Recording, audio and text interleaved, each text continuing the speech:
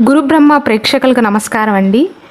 ఈ వీడియోలో మఘా నక్షత్రంలో ఎవరైతే జన్మించారో సింహరాశి మఘా నక్షత్రంలో జన్మించిన స్త్రీలైనా పురుషులైనా సరే మీరు ఎవరిని వివాహం చేసుకోవాలి, ఎవరైతే మీకు సరిజోడి అవుతారు, మీకు బెస్ట్ మ్యాచ్ ఎవరు, వరస్ట్ మ్యాచ్ ఎవరు, ఎవరిని వివాహం చేసుకోకూడదు, ఎందుకు చేసుకోకూడదు, రీజన్తో సహా వివరిస్తానండి.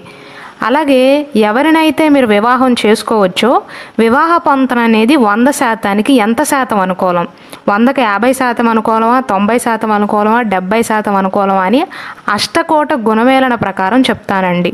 మనకి జ్యోతిష శాస్త్రంలో వివాహ పొంతన చూసేటప్పుడు అష్టకోట గుణమేళనం అనేది ఉంటుందండి. అంటే పెళ్లి చేసుకోబోతున్న అమ్మాయి నక్షత్రం, అబ్బాయి నక్షత్రం, అమ్మాయి పుట్టిన పాదం, అబ్బాయి పుట్టిన పాదాన్ని బట్టి చూసుకుని అష్టకోట గుణమేళాన్ని చూస్తారు. అష్ట అంటే 8 అని అర్థం. 8 కోటాలు ఉంటాయి.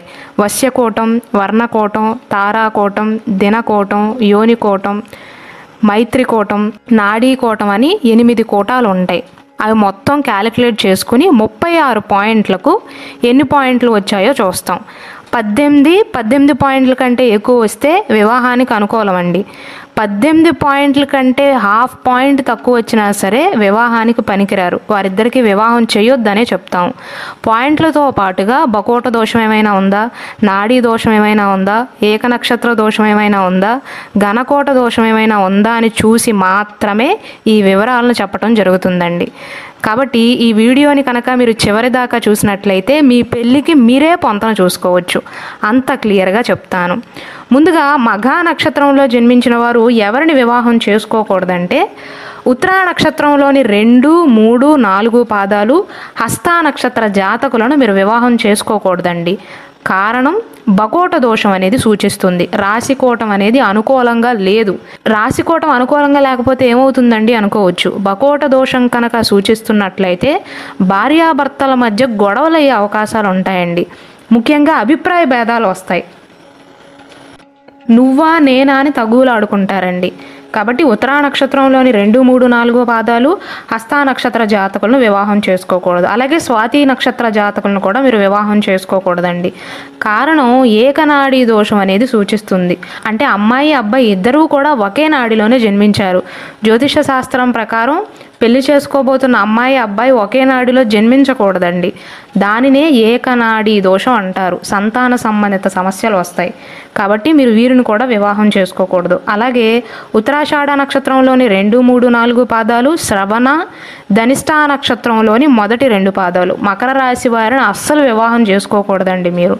ఎందుకంటే బకోట దోషం అనేది సూచిస్తుంది. రాశికోటం అనేది అనుకూలంగా లేదు.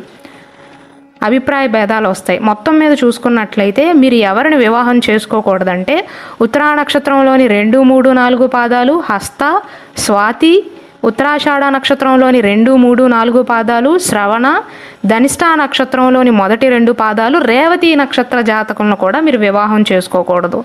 వీరిని తప్ప మిగిలిన వారిని మీరు వివాహం చేసుకోవచ్చండి. అయితే మీకు బెస్ట్ మ్యాచ్ ఎవరు, వరస్ట్ మ్యాచ్ ఎవరో ఇప్పుడు చెప్తాను.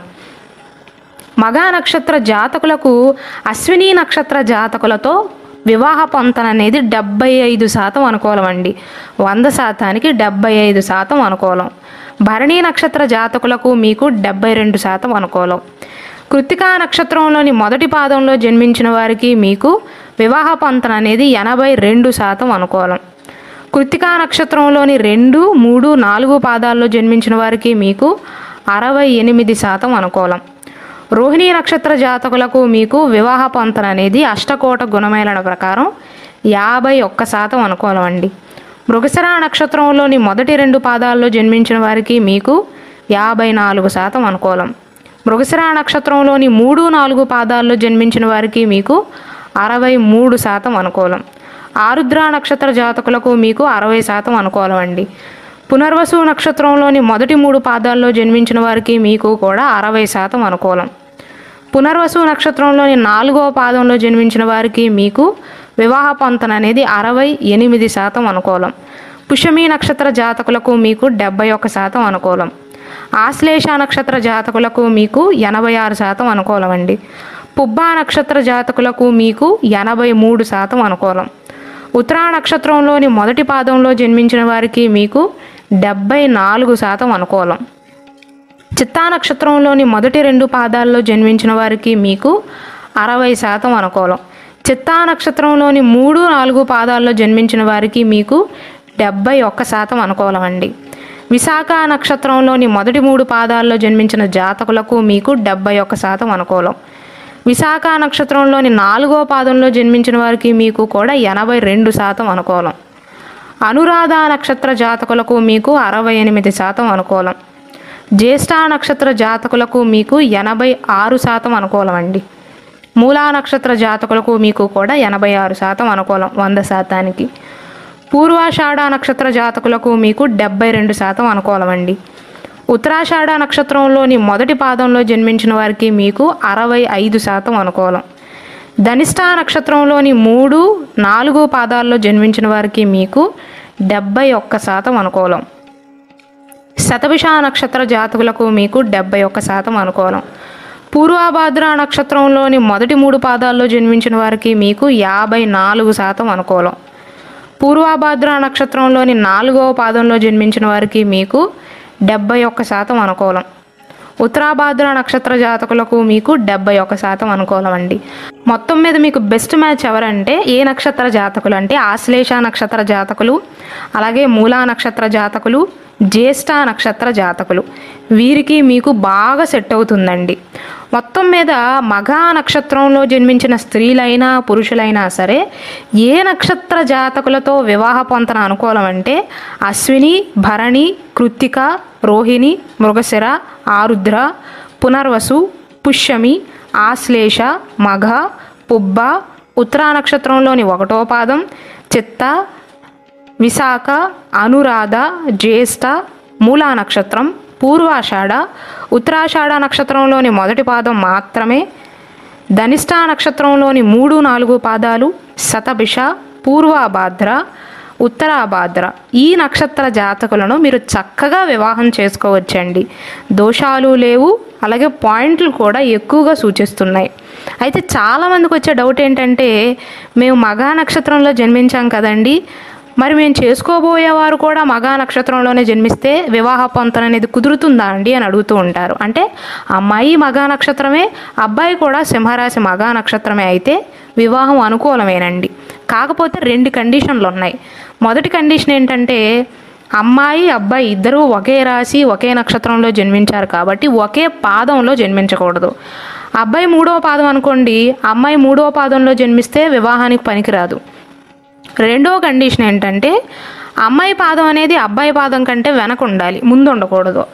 ఉదాహరణకు అబ్బాయి 2వ పాదంలో జన్మించాడు అనుకోండి, 3, 4 పాదాల్లో జన్మించిన అమ్మాయిని మాత్రమే వివాహం చేసుకోవాలి. 2వ పాదంలో జన్మించిన అమ్మాయిని వివాహం చేసుకోకూడదు, ఎందుకంటే ఒకే పాదాలు అవుతున్నాయి కాబట్టి. 1వ పాదంలో జన్మించిన అమ్మాయిని కూడా వివాహం చేసుకోకూడదు, ఎందుకంటే అమ్మాయి పాదం అనేది అబ్బాయి పాదం కంటే ముందు ఉంది. అలా ఉండకూడదు, అబ్బాయి ముందు ఉండాలి, అమ్మాయి వెనక ఉండాలి. అప్పుడు మాత్రమే ఏక నక్షత్ర దోషం అనేది వర్తించదు. ఈ వీడియో మొత్తం మీకు చాలా క్లియర్గా అర్థమైందని అనుకుంటున్నానండి.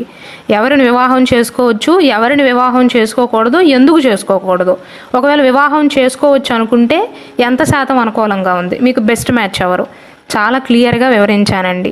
అలాగే మన గురుబ్రహ్మ ఛానల్లో మఘా నక్షత్రంలో జన్మించిన వారి స్వభావం గురించి, సింహరాశి వారు వారి జీవిత భాగస్వామితో ఎలా ప్రవర్తిస్తారు, సింహరాశి వారి స్వభావం ఎలా ఉంటుంది, స్త్రీలు ఎలా ఉంటారు, పురుషులు ఎలా ఉంటారు, వీరిలో ఉండే మంచి లక్షణాలతో పాటుగా బ్యాడ్ క్వాలిటీస్ అంటే చెడు లక్షణాల గురించి కూడా వివరించడం జరిగిందండి. సింహరాశి వారికి ఈ సంవత్సర ఫలితాలు ఎలా ఉన్నాయి, ఈ నెల ఫలితాలు ఎలా ఉన్నాయో కూడా స్పెషల్ వీడియోస్ చేశానండి.